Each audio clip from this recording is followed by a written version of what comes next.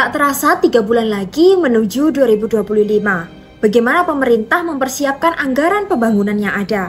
Mengingat tahun depan akan ada presiden baru dan pemerintahan baru.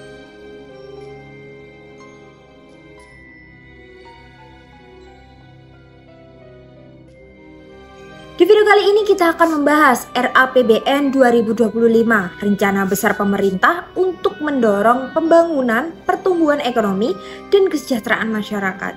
Jadi, siapkan diri kalian karena kita akan menuju kajian di luar batas nalar manusia.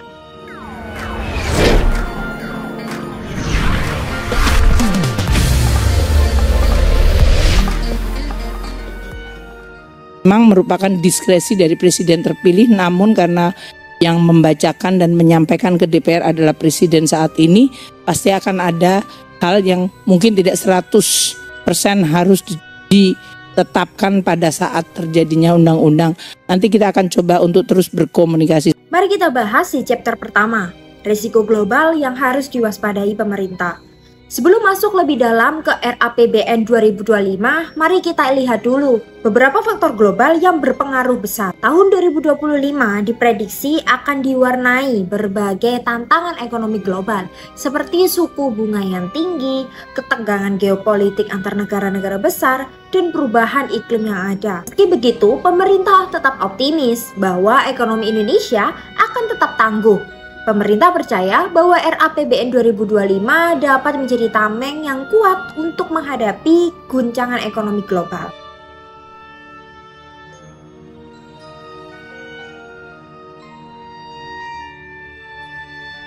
Oke, sekarang kita masuk ke chapter yang kedua, pertumbuhan ekonomi Indonesia di 2025.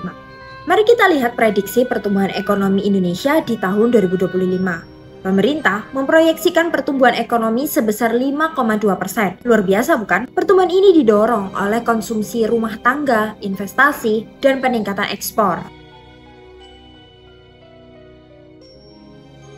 Daya beli masyarakat akan tetap terjaga dengan inflasi yang terkendali. Selain itu, belanja pemerintah juga akan fokus pada sektor pendidikan, kesehatan, dan juga infrastruktur.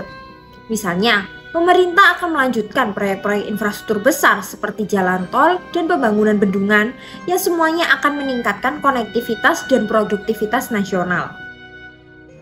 Chapter ketiga, program kesejahteraan untuk masyarakat.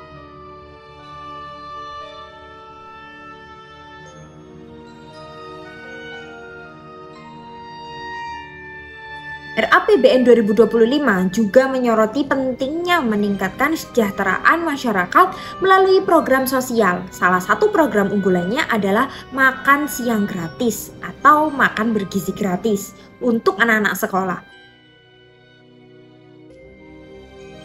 Program ini akan memberikan makanan bergizi kepada anak-anak di sekolah dasar untuk meningkatkan kualitas sumber daya manusia.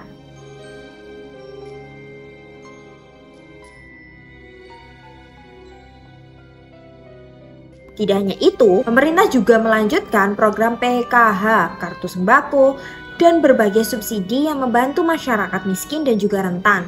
Targetnya, tingkat kemiskinan dapat ditekan hingga di bawah 7% di tahun 2025. Program-program ini bukan hanya untuk menekan angka kemiskinan saja, tetapi juga untuk memperkuat kelas menengah agar lebih sejahtera. Chapter selanjutnya adalah infrastruktur. Untuk kita tahu ya bahwa 2024 infrastruktur menjadi salah satu kunci penting dalam RAPBN 2025 mendatang. Pemerintah telah mengalokasikan anggaran yang sangat besar untuk proyek infrastruktur termasuk pembangunan jalan tol, bandara, dan pelabuhan.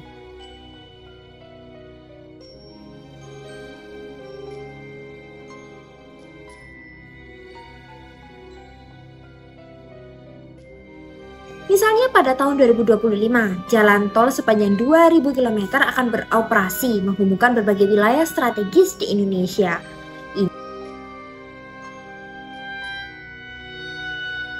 Ini akan membuat arus barang dan jasa semakin cepat dan efisien. Selain itu, investasi di sektor teknologi dan energi hijau juga akan ditingkatkan untuk memperkuat daya saing Indonesia di pasar global.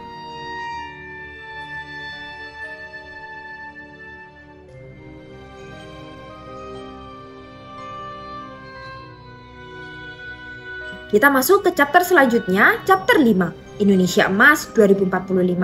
RAPBN 2025 bukan hanya soal masa depan jangka pendek.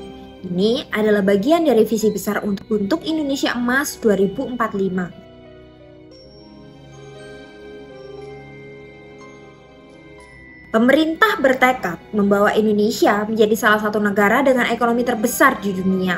Pemerintah akan terus mendorong transformasi ekonomi, memperkuat sektor industri, dan meningkatkan kualitas sumber daya manusia.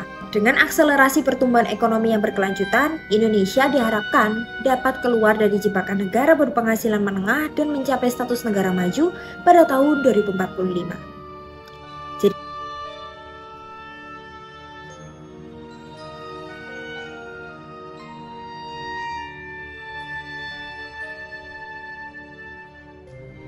Jadi Perkasa Partner, itulah gambaran besar dari RAPBN 2025. Dan bagaimana pemerintah berencana untuk membangun fondasi menuju Indonesia Emas 2045. Bagaimana pendapat kalian tentang rencana ini? Apakah menurut kalian langkah-langkah ini cukup untuk membawa Indonesia menjadi negara maju? Tulis pendapat kalian di kolom komentar ya. Terima kasih telah menonton video kali ini. Jangan lupa untuk tulis pendapat kalian di kolom komentar. Dan jangan lupa like, comment, share, dan juga subscribe agar kalian tidak ketinggalan informasi menarik lainnya. See you in the next video, dan salam perkasa.